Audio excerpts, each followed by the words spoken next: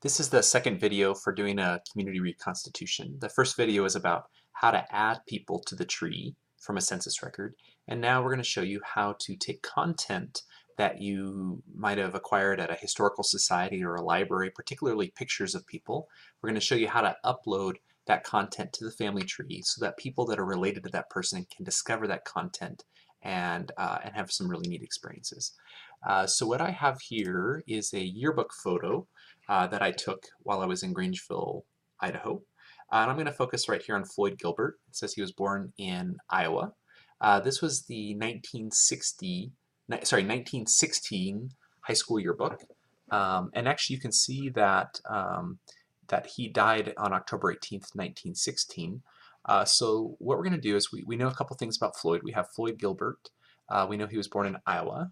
So we're going to come and hit search records. And we're going to type Floyd Gilbert. Gilbert.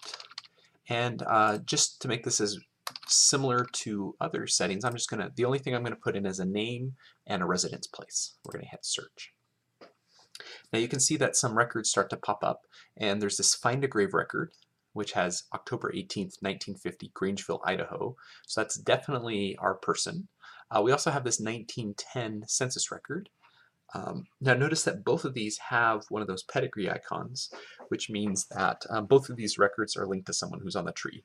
Now since this is the person I know for sure is the person in the photograph, I'm going to click here and on the pedigree icon, and then I'm going to hit person.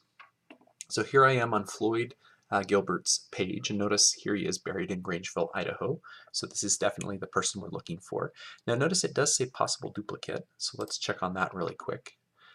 So here we have, so let's actually review this. This is always a good thing to try to clean up the tree a little bit, but here we have someone born 13 of August 1916 with the last name Gilbert, Grove Tree.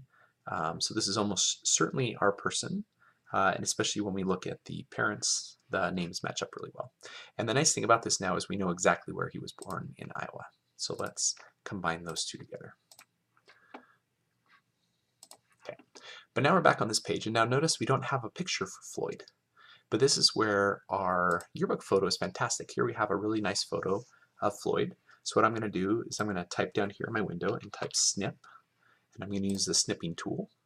I'm going to click new, and then I'm going to come over here, and I'm going to get this picture right here. Okay, I'm going to file, save as. I'll just put this on my desktop for now. We'll save this as Floyd Gilbert. Okay, so I have this nice little photo. Come back to his page. I hit memories. I hit upload photo, and then I just type Floyd Gilbert, and it'll pull up a photo right there. Now we can also capture this whole thing as a document. So let's do that. We're going to again use our snipping tool. We're going to grab this whole thing because this has a nice little description about him that someone might be interested in. And so we'll save this as Floyd Gilbert 2. And then we'll come up here and we'll come under here under document, and we will upload Floyd Gilbert 2. Now notice that Family Search has a little processing step in which they will check to make sure these pictures are appropriate, but you'll see later that this will show up as a processed photo, and then it'll allow us to put that as his profile picture. Now the other thing that we can do is we can include a note. So here, now in this one it's what do you remember? So here I could just say this is a photo from his 1960 high school yearbook. Okay, and you can include other information you want on these kind of records. But notice then we could also look for Helen, we could look for Frank, we could add those photos in.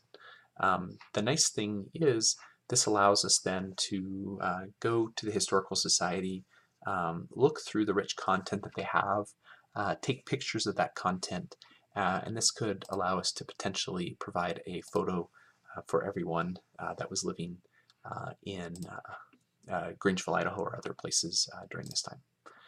So with that, I hope this is helpful to show how this process works. Again, the main steps are to search for the person, and you can either search for them here in records by using their name and their residence place, Or you could also just search for them on the family tree by using whatever information you have again. So if we were to do that here, we would go Floyd Gilbert, male, residence, Grangeville, Idaho, and we would have found him this way as well. So either way, we would have been able to find him either on the tree or in a record.